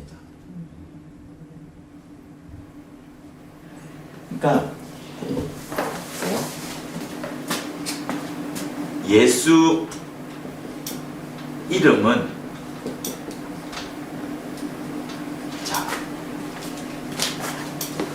이 이름은 죽지 않는 이름인 거예요. 예수는 그의 몸이 예수의 몸이에요. 예수의 몸은 죽는 겁니다. 그리고 하나님의 의도 속에 더 깊이 들어가면 그는 반드시 죽어야 됩니다. 우리를 인간을 살리기 위하여서 피와 살을 찢으시고 죽으시는 그거 인간 구원론은 당연한 거예요. 나 마귀를 제2의 의도라고 하신 마귀를 진멸하고 마귀의 권세를 깨뜨리고 그의 사망 권세를 없애기 위하여서라도 그가 사망에까지 들어가는 또 다른 예수의 죽음이 또 다른 아니고 어쨌든 예수의 죽음이 있습니다.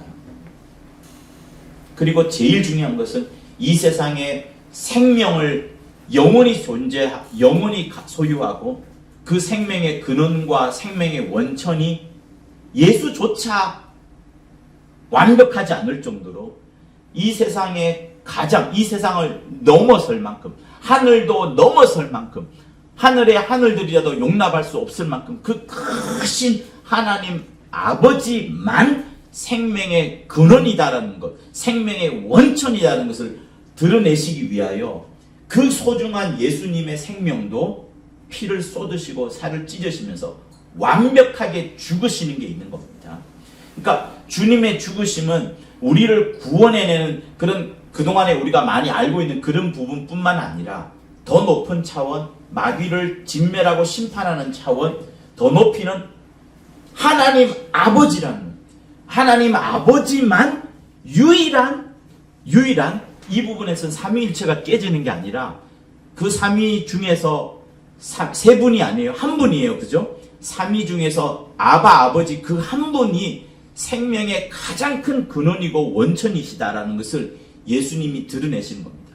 그런데 그분이 이 땅에 올 때 그분은 그러니까 살러 오시는 게 아니라 죽으러 오시는 겁니다. 그 죽으러 오신 것이 매우 중요하니까 주님이 이 성전을 헐라 내가 사흘 만에 일으키리라 라고 주님이 말씀하셨어요. 제자들도 깨닫지 못했지만 부활하신 다음에 제자들이 다 알게 된 겁니다. 아, 그때 말씀하신 성전이 자기 몸이었구나 라는 것을 깨닫게 되는 겁니다. 그러니까 주님은 죽으심을 통하여 완벽한 승리, 완벽한 하나님께 영광을 돌려드리는 거예요. 그래서 요한복음 12장에 있는 그 부분, 요한복음 12장에 있는 부분을 그 하늘에서 음성이 들리잖아요. 근데 그거는 이제 첫 번째와 두 번째 음성이고, 12장이요? 네, 12장. 예수께서 23절에 이렇게 말씀합니다. 인자의 영광을 얻을 때가 왔도다라고 말씀을 하시고, 27절에 지금 내 마음이 민망하니 무슨 말을 하리요? 아버지여 나를 구원하여 이때를 면하게 하여 주옵소서. 그러나 내가 이를 위하여 이때 왔나이다.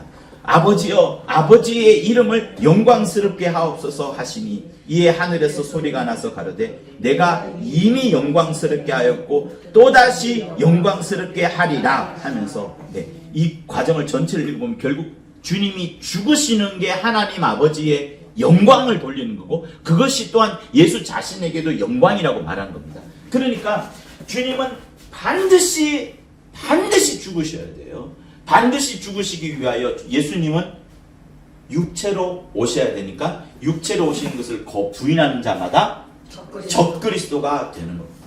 주님은 반드시 육체로 오신 역사적인 인물이에요. 그래서 죽음과 부활, 죽고 부활하신 겁니다. 근데 이 부활에서 가장 강조되는 인물이 누구예요? 실제로 부활되는 것은 예수님이시지만 이때 부활하시면서 가장 강조되는 아버지. 아무도 살릴 수 없으니까 아버지만 살리시는 거예요. 그래서 사도행전을 잘 살펴보면 하나님 아버지께서 그를 살리셨고 하나님 아버지께서 그를 하늘로 올리우셨고 하나님 아버지께서 그를 자기 우편 보좌에 앉히셨다. 전부 다 아버지께서라고 말씀하는 겁니다. 그러니까 여기까지는 주님의 역할, 정말 죽으셔야 된 주님의 역할인데 이 부활은 극단적으로까지 말해도 될 정도로 하나님 아버지께서 살리신 그것을 여러분 엄청 생각해야 돼요. 그러면서 생명의 근원, 생명의 원천은 오직 하나님 한 분뿐이시다라는 것을 예수가 이 땅에 드러내시는 겁니다. 그런데 이제 요걸 이제 보는 거죠. 이 예수 이름, 그가 이 땅에 오셨을 때 그의 몸은 죽지만 이 이름은 죽지 않는 이름. 이 이름은 누가 주신 이름이에요? 아버지가 됐어. 네, 요한복음 자세히 보면 아버지께서 아들에게 주었고 그 이름을 갖고 예수가 오셨고 성령도 오실 때도 예수 이름으로 오신다고 말씀하시는 겁니다. 그러니까 이 이름은 또한 누구에게 주는 거예요? 우리에게 주는 거예요. 우리에게 주면서 우리가 뭐가 돼요? 아들이 되면서 심지어 하나가 된다라고 말씀하시는 거예요. 그러니까 이 이름을 우리가 붙잡고 의지해야 되는 그것을 이미 죽으시기 전부터 이 이름이 얼마나 중요하냐를 주님 생애에 계속 알려주는 거예요. 그걸 여전히 예수님이 죽으시기 전까지 구약의 세계에 여호와의 이름과 이런 여러 가지 것들이 통용하고 있는 그때에 주님이 이 이름을 알려주는 거예요. 내가 내 아버지의 이름으로 왔음에 너희가 나를 영접지 아니하도다 라는 말씀까지 있습니다. 이 이름이 중요해요. 그래서 우리가 해야 될 일이 뭐냐면 사람들로 하여금 그 입술에서 예수라는 말이 최대한 나와도 질리지 않는 그 단어, 그 이름이 이 이름. 그리고 이 이름은 결국은 아버지와 아들과 성령이 공유하는 이름, 함께 공유하는 이름, 그리고 그 이름을 우리에게까지 주면서 우리가 그 이름으로 여기에 이르가요. 부활에 이르는 거예요. 우리를 죄에서 건져내고 우리를 죄에서 살려내는 것은 예수의 피예요. 우리를 구속하는 것은 예수의 피입니다.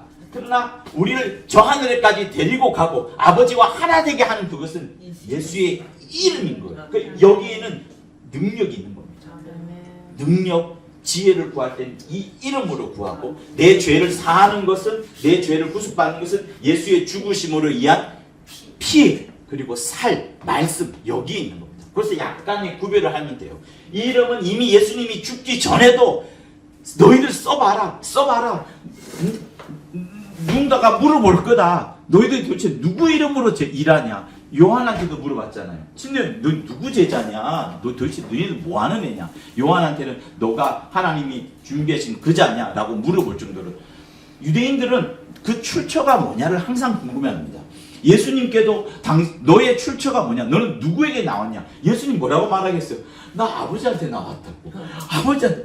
그렇게 말해도 그들은 못 알아들어요. 감히 어떻게 사람으로 하나님이 사람으로 오냐? 그건 말도 안 되지. 네가 선지자면 이야기하겠지만, 근데 주님은 아무리 말해도 모르는 거예요. 심지어 누구도, 제자들도. 그러나 돌아가시고 부활하신 다음에 이제 부활하신 이후에 성령을 보내주면서 우리가 지금 깨달은 것처럼 그때 2000년 전에 제자들도 그때 깨달은 거예요. 그때. 그리고 요한도 말씀이 육신이 되어 우리 가운데 서신 것을 보니 독생자의 영광이요 은혜와 진리가 충만하더라. 그것도 제자들이 예수님 걸어 다니실 때, 예수님이 돌아가시기 전에 역사하실 때 그때 안 게 아닙니다. 그 이후에. 그래서 마태, 마가, 누가에 없는 이야기를 요한이 써내는 거예요. 이제야 성령으로 깨닫고 나서 그분이 어마어마한 분이구나. 그걸 깨닫고 뒤집어진 거예요. 그런데 그 침례 요한은 성령으로 이제 누가 누군지 깨닫잖아요. 그래서 벌벌벌 떠는 거죠. 내가 감히 어떻게 당신에게 침례를 줄 수 있습니까? 피조물인 내가, 하나님의 아들인 당신에게 어떻게 제가 감히 침례를 줄 수 있습니까? 침례는 말 그대로 죽이는 거거든요. 어떻게. 근데 이렇게 하여야 하나님의 의가 이루어진다 하면서 예수님이 그 침례 요한의 머릿속에 잠겨서 물속에 들어간 것이라고 보여지지만 결국은 하나님 아버지 앞에 자기 자신을 가장 낮추신 하나님의 아들 예수를 그 요단강에서부터 보여주시는 겁니다. 그러니까 우리에게는 두 가지를 가르쳐 주는 거예요. 이 예수의 죽으심과 예수의 부활을 보면서 우리도 정말 겸손하고 낮아져야 되겠죠. 이 이름으로 승리하고, 이 이름으로 지혜를 구하고, 이 이름으로 더러운 것을 쫓아내고, 이 이름으로 이겨내려고 하는 그것, 이 두 가지 다가 필요한 겁니다. 그래서 제자들한테 먼저 미리 알려주는 거예요. 너희들 뱀과 전발을 갖는 권세를 줄 건데 어떻게 실제로 주겠습니까? 내 이름으로. 네가 누구 이름으로 왔느냐? 예수 이름으로 왔다. 예수가 보낸 자다. 근데 그분이 뭘 가르치려고 하는데 천국에 대해서, 이 땅에 이루어진 지상 낙원이 아니라 예루살렘에 지금 이제 주님이 예루살렘에 뭔가 이루어질 것 아니라 계속 천국 말하는 거. 알든 모르든 어쨌든 천국 말씀을 하고 나중에 주님이 부활하신 다음에는 그때 천국에 대해서 들었던 사람은 우리가 가야 할 공간이 이 땅이 아니라 저 하늘이구나. 그렇게 나오는 겁니다. 자, 여러분 사도행전 한번 보시겠어요? 1장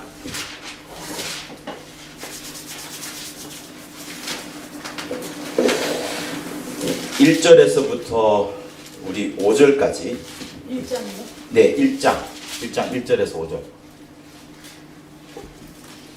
시작. 데오빌레오 내가 먼저 쓴 글에는 무릇 예수의 행하시며 가르치시기를 시작하심부터 그의 택하신 사도들에게 성령으로 명하시고 승천하신 날까지의 일을 기록하였노라. 해 받으신 후에 또한 저희에게 확실한 많은 증거로 친히 사심을 나타내사 40일 동안 저희에게 보이시며 하나님 나라의 일을 말씀하시니라. 사도와 같이 모이사 저희에게 분부하여 가라사대 예루살렘을 떠나지 말고 내게 들은 바 아버지의 약속하신 것을 기다리라. 요한은 물로 침례를 베풀었으나 너희는 몇 날이 못되어 성령으로 침례를 받으리라 하셨느니라. 그러니까 요 말씀 하시고 주님은 가시는 겁니다. 그런데 3절을 보시면 1, 2절은 누가복음을 말하는 거예요. 그러나 3절에 해 받으신 후 십자가에 달리신 이후에 저희에게 확실한 많은 증거로 친히 지금 부활하셨음을 계속 나타내셨습니다. 근데 40일, 그 기간이 40일인데 40일 동안 저희에게 보이시며 뭘 말씀하시는 거예요? 하나님 나라의 일을 말씀하시는 거예요. 주님이 부활하셨으니까 끝난 거예요. 제자들 볼 때마다 뒤집어질 겁니다. 보여줄 때마다. 그러나 주님은 당신이 들어가게 될 하나님의 나라, 눈에 보이지 않는 하나님의 나라에 대한 일을 계속 말씀해 주시고 성령을 너희가 꼭 받아라. 그러면은 내가 일렀던 모든 말씀이 너희 안에 생각나고 그가 가르쳐 줄 것이다. 그가 보호할 것이다 라고 하면서 계속 눈에 보이지 않는 하나님의 나라, 주 예수 들어가신 저 하나님의 나라를 계속 말씀을 하셨던 겁니다. 그래서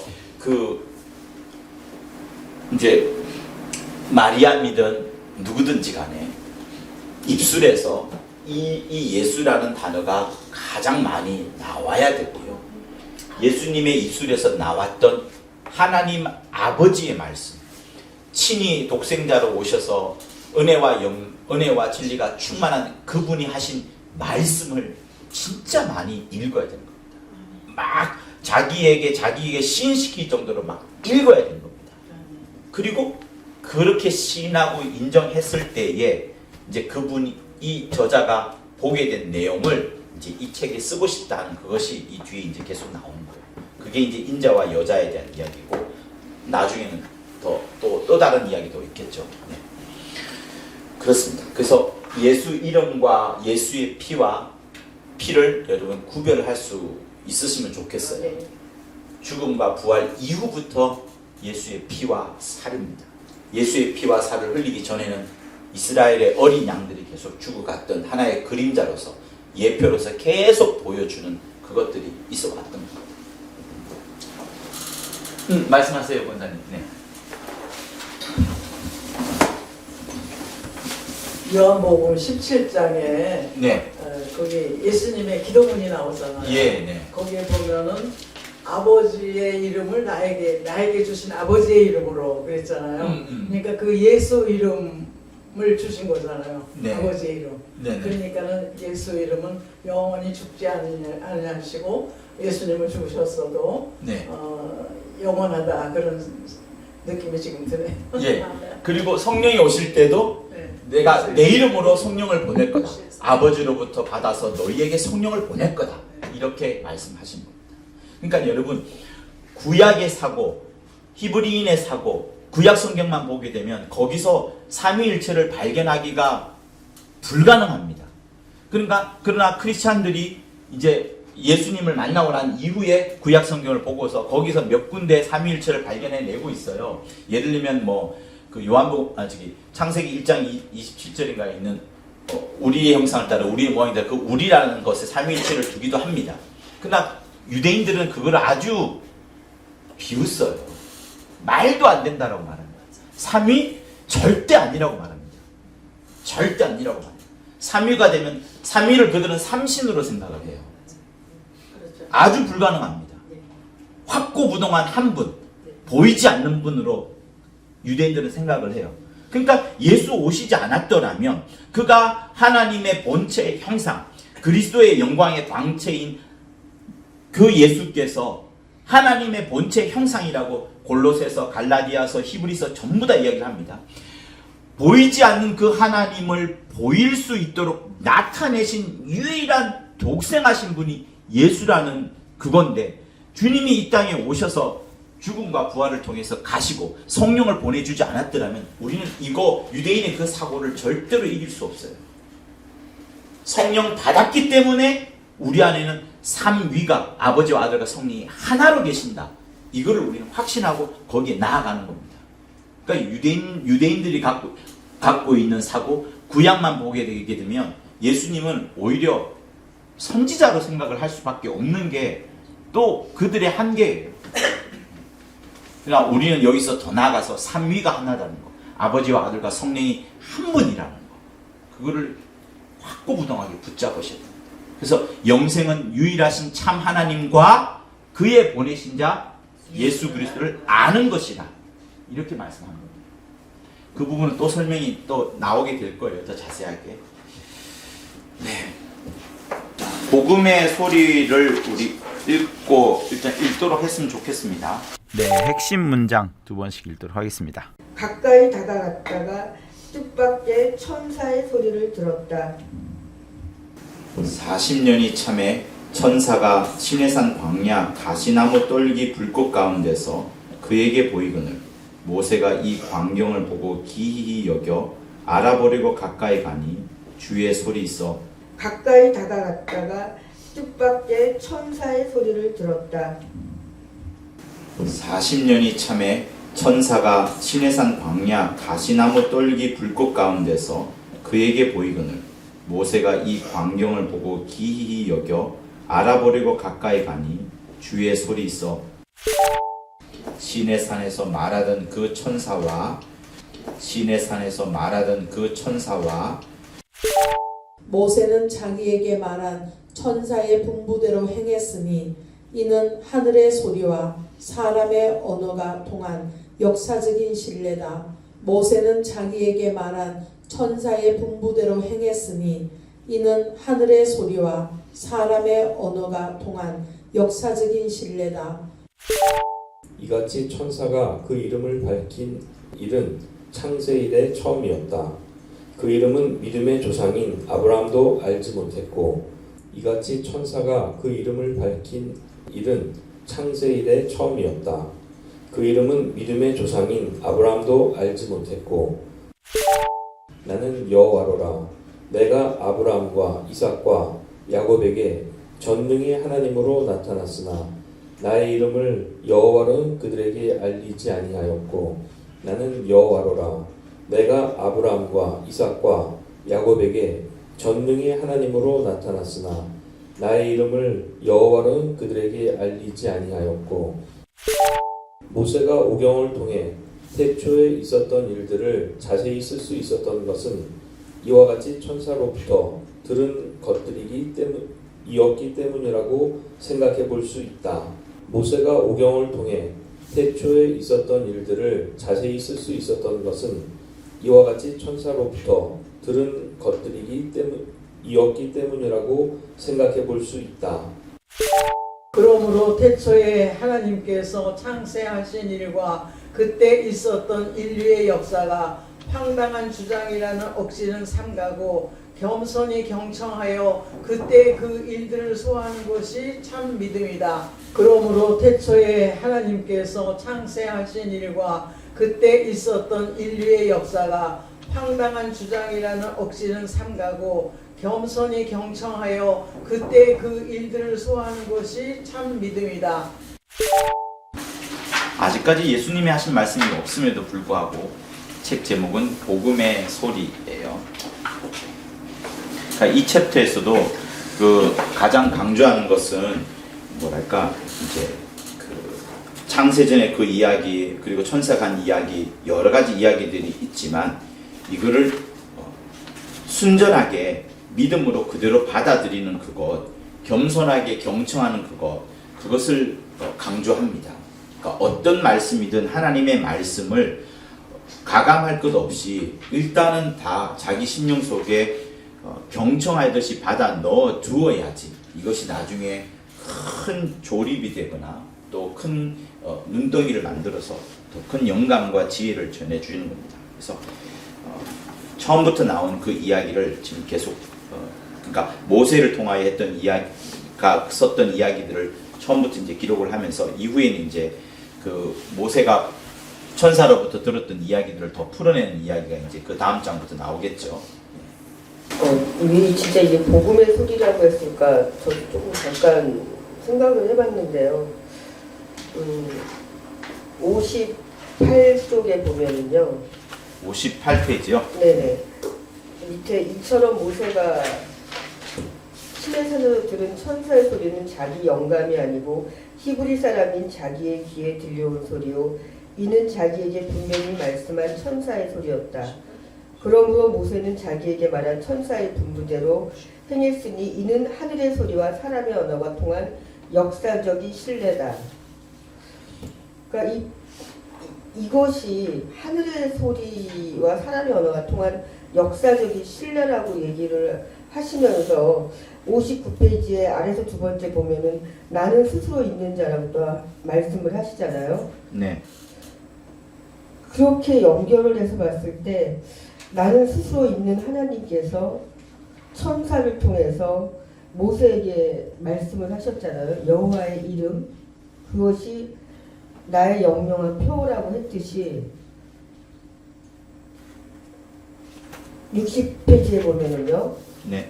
영영한 표라고 했듯이 앞서 저희가 계속 전 시간에 나눴듯이 이 복음의 소리, 이건 역시 스스로 있는 하나님께서 말씀하신 정말 하나님의 말씀, 믿어야 되는 하나님의 말씀이기 때문에 그렇게 연결해서 복음의 소리라고 하지 않았나, 그런 생각을 해보게 됐습니다. 네네. 네. 지금 적어도 우리가 지금 읽은 부분은 율법이 나오는 건 아니에요. 네네. 네. 율법 이전에, 이미 율법 이전의 이야기를 지금 하고 있는 거예요. 네네. 저는 하나님이 사람에게 말씀하셨다. 말씀을 하셔서 그 이름을 알려주셨다는 것. 이것이 이제 장차 올 실상에 대해서 미리 말씀하셨다는 것. 눈에 지금 보이진 않고 소리로 듣는다 하더라도 이제 이 여호와의 이름으로 천사가 여호와의 이름으로 이제 모세에게 이제 말씀을 하셨다. 그런데 이것이 이제 마지막 61페이지에 믿음은 바라는 것들의 실상이요 보지 못하는 것들의 증거니 선지자들이 이로써 증거를 얻으니라. 네. 믿음으로 모든 세계가 하나님 말씀으로 지어준 줄을 우리가 아나니 보이는 것은 나타난 것으로 말미암아 되는 것이 아니니라. 이 말씀이랑 연결돼서 결국은 이 사람들이 믿음을 갖게 되잖아요. 그런 다음에 나중에 실상이 오게 되는 것. 그래서 이 선지자들의 이야기를, 이것도 마찬가지로 하나님의 말씀, 네. 하나님의 말씀에 중심이 있는 이 과라고 생각합니다. 네네. 네. 잘하셨어요. 네. 포인트를 그 맨 마지막에 거기 두신 부분, 히브리서 11장에 두신 부분. 그러니까 구약 때 사람들이 이게 이제 천사의 소리라고 지금 계속 사도행전은 기록을 하고 있습니다. 그러니까 아예 방점을 찍는 것은 아니지만 중요한 부분은 뭐냐면 아들을 통해서 말씀하신 하나님의 말씀인 신약에 나오는 예수님의 이런 말씀과 또 그 사도행전과 히브리서가 말하고 있는 그때 나타났던 구약에 나타난 하나님은 여호와의 천사일 수도 있지 않느냐라고 말하는 부분이 있어서 그가 여호와의 천사라 할지라도 어쨌든 하나님의 이름으로 말한 겁니다.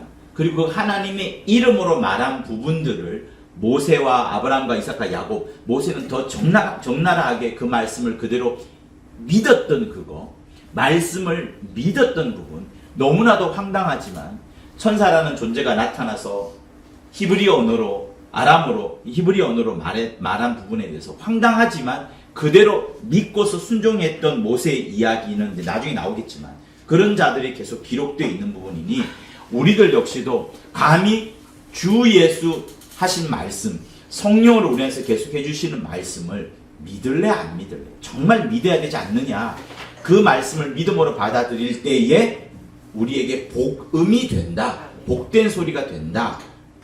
아니면 전부 우리 마음속에는 그냥 허망한 소리밖에 안 들려질 겁니다. 나중에는 불평과 불만이 나올 거고.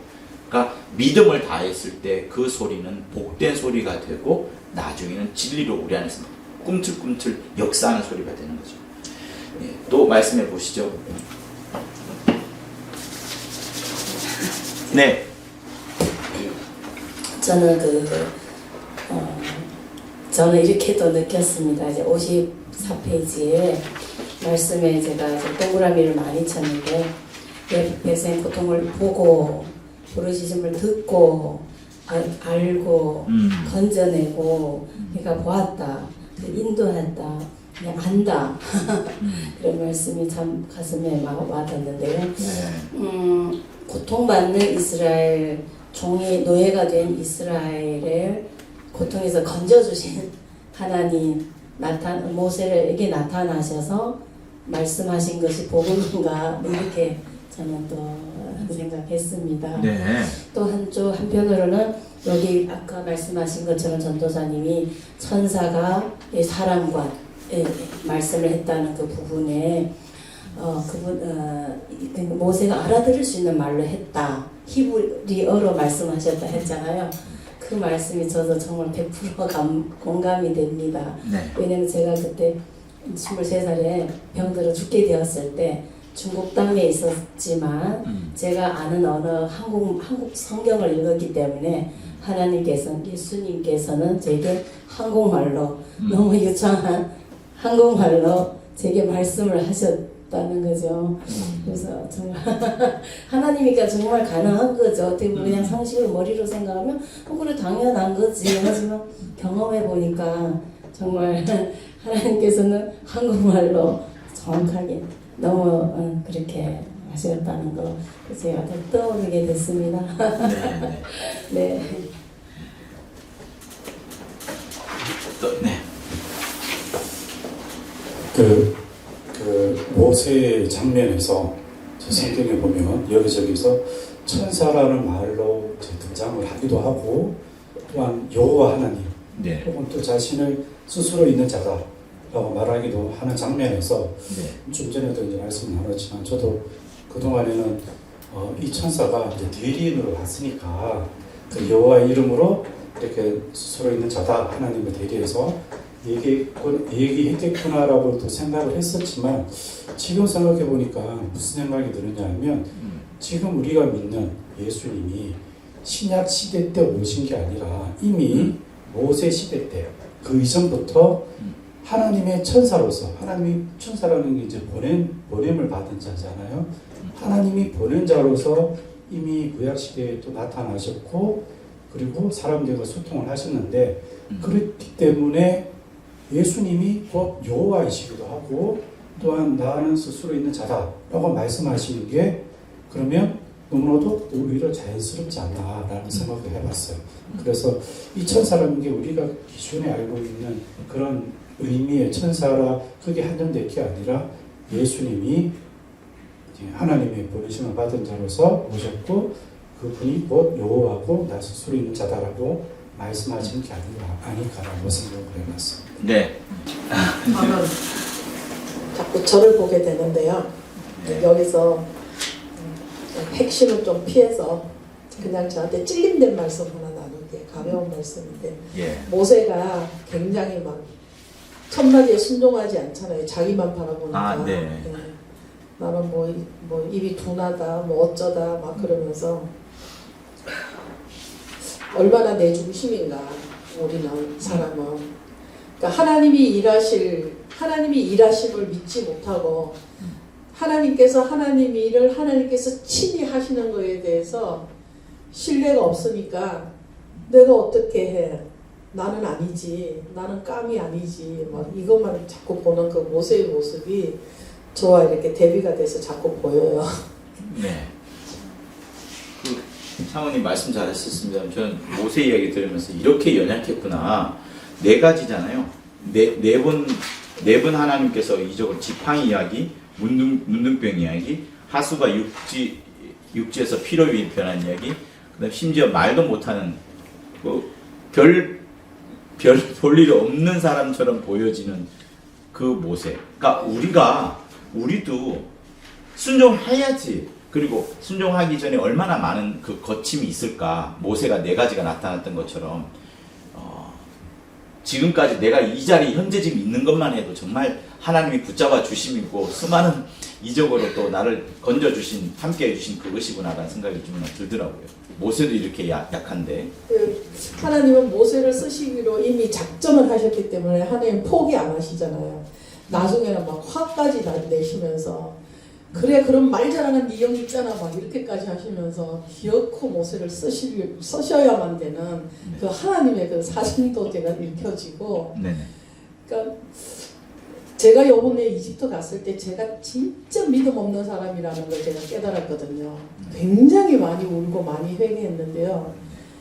내가 믿는다 그러고 내가 믿음 있는 척을 했지 진짜 믿음이 없다는 걸 알았어요. 정말 하나님을 신뢰하지 않았던 정말 요번에 정말 저번에 많이 받았습니다. 저를 많이 보게 됐어요. 우리 그 목사님께서 말씀하신 그 예수께서 구약에 나타난 여호와로 나타나는 게 아닌가 하는 그 이제 신적 현현 그 부분은 굉장히 많은 책이 이제 옛날에는 없던 이론인데 요즘 많이 등장하고 있는 이야기입니다. 그래서 그 우리 내부에서 벌써 한번 다루었었고요. 또 이제 책에 등장을 하게 될 건데 그때 또 한번 다뤄도 아주 좋을 것 같습니다. 오늘 읽으면서 또 그 58페이지 지팡이를 손에 잡고 가게 하시잖아요. 예. 항상 모세가 그 사역하는 동안 늘 지팡이를 가지고 다니게 하시고 들라 하시고 뭐 그래 항상 그걸로 하셨던 왜 그걸 꼭 하셨을까 오늘 생각해 보게 됐는데 내가 부르심 받기까지 어떤 사람이었는지 항상 기억하라고 하신 것이 아닌가 생각이 들었습니다. 네가 얼마나 네가 40년 네가 그 바로 왕에게서 쫓겨가지고 양이나 치는 그런 소망이 없는 그냥 할아버지 됐지 않느냐 네가 그 사실 그런 소망이 없는 그냥 그렇게 살다가 죽을 너였지만 내가 너를 불러서 지금 이적을 행하는 것이고 이스라엘을 구원하는 데 쓰임 받는 거야. 그걸 잊지 말라. 그것이 제가 와닿았습니다. 그래서 저도 나의 과거 어린 시절과 출신 그것을 항상 기억하고 네가 얼마나 사람이 내가 너를 지금 사모로 선교사로 너를 불렀는지 항상 기억해야 한다라는 것을 다시 그 부분을 은혜 받았습니다. 자기의 가장 연약한 점을 자랑할 수 있는 게 진짜 능력 있는 바울이 그거를 잘 이야기하셨던 것처럼 그래요.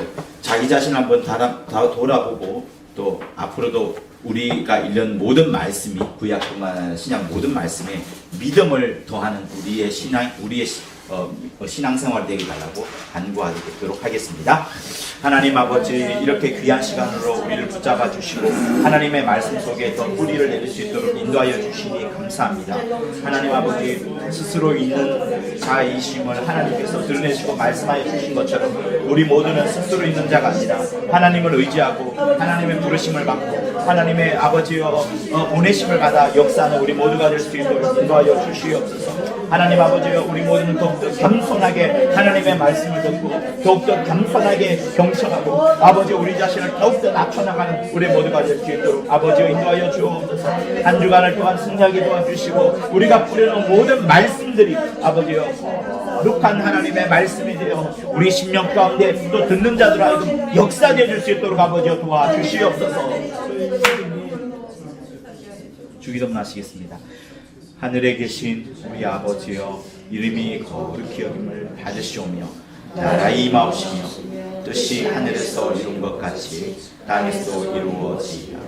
오늘날 우리에게 일용할 양식을 주옵시고 우리가 우리에게 죄 지은 자를 사하여 준 것 같이 우리의 죄를 사하여 주옵시고 우리를 시험에 들게 하지 마옵시며 다만 악에서 구하옵소서. 나라와 권세와 영광이 아버지께 영원히 있사옵나이다. 아멘. 수고하셨습니다. 고맙습니다.